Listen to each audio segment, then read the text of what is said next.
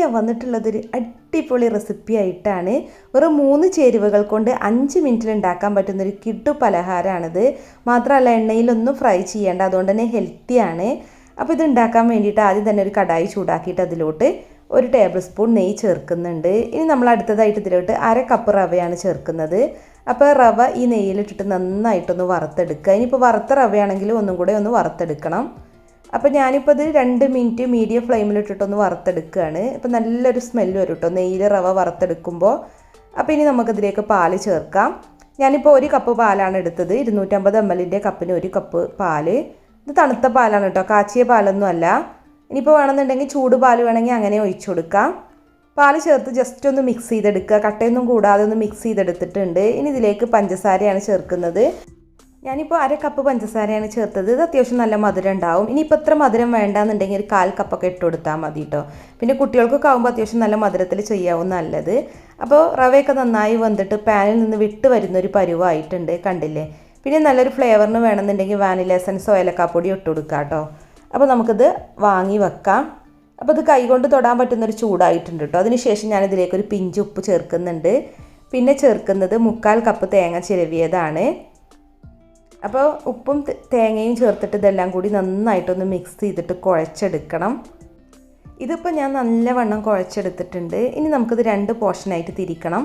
അപ്പോൾ പകുതി ഇതിൽ നിന്ന് എടുത്തിട്ട് മറ്റൊരു ബൗളിലോട്ട് മാറ്റാം. പിന്നെ നമ്മളിതിലോട്ട് കുറച്ച് യെല്ലോ കളർ ചേർക്കുന്നുണ്ട്, കാണാനൊരു ഭംഗിക്ക് വേണ്ടിയിട്ടാണ് കേട്ടോ. യെല്ലോ കളറിന് പകരം വേണമെന്നുണ്ടെങ്കിൽ നമുക്ക് കുറച്ച് മഞ്ഞൾപ്പൊടി ഇട്ടിട്ട് മിക്സ് ചെയ്ത് കുഴച്ചെടുത്താലും മതി. അപ്പോൾ ഈ കളർ എല്ലാ ഭാഗത്തും എത്തുന്ന രീതിയിൽ നന്നായിട്ടൊന്ന് കുഴച്ചെടുക്കുക. അപ്പോൾ ഇനി നമ്മുടെ കയ്യിൽ കുറച്ച് നെയ്യ് തടവിയിട്ട് ഇതിൽ നിന്ന് കുറച്ചെടുത്തിട്ട് കുഞ്ഞു കുഞ്ഞു ബോൾസ് ആക്കിയിട്ട് എടുക്കുക. 2 or 3 ചെറിയ ബോൾസ് ഉണ്ടാക്കിയെടുത്താൽ മതി കേട്ടോ. പിന്നെ ബാക്കി 2 വലിയ ബോൾസാണ് നമുക്ക് ഉണ്ടാക്കേണ്ടത്. അപ്പോൾ അതേപോലെ തന്നെ വെള്ളയിൽ നിന്നും നമ്മൾ കളർ ചേർക്കാത്ത റവ മിക്സിൽ നിന്നും ഇതുപോലെ 2 or 3 ചെറിയ ബോൾസ് ഉണ്ടാക്കിയെടുക്കുക. പിന്നെ അതുപോലെ വലിയ 2 ബോൾസും ഉണ്ടാക്കിയെടുക്കുക. അപ്പോൾ വലിയ ബോൾസിനനുസരിച്ചിട്ട് മാത്രം ചെറിയ ബോൾസ് ഉണ്ടാക്കിയാൽ മതി. അപ്പോൾ വലിയ 2 ബോൾസും ചെറിയ 2 ബോൾസുമാണ് വെള്ളയിൽ നിന്ന് ഉണ്ടാക്കിയത്. അതുപോലെ തന്നെ മഞ്ഞയിൽ നിന്നും വലിയ 2 ബോൾസും ചെറിയ 2 കുഞ്ഞു ബോൾസുമാണ് ഉണ്ടാക്കിയെടുത്തിട്ടുള്ളത്. അപ്പോൾ വലിയൊരു ബോൾസ് ഇതുപോലെ കൈവെള്ളയിൽ വെച്ച് നന്നായിട്ടൊന്ന് പരത്തുക. എന്നിട്ട് അതിലേക്ക് നമ്മൾ ചെറിയ മഞ്ഞ ബോൾസ് വെച്ചിട്ടൊന്ന് കവർ ചെയ്തെടുക്കുക. നന്നായിട്ടൊന്ന് കവർ ചെയ്തിട്ട് ബോൾസിൻ്റെ ഷേപ്പിൽ വീണ്ടും നന്നായിട്ടൊന്ന് ഉരുട്ടിയെടുത്താൽ മതി.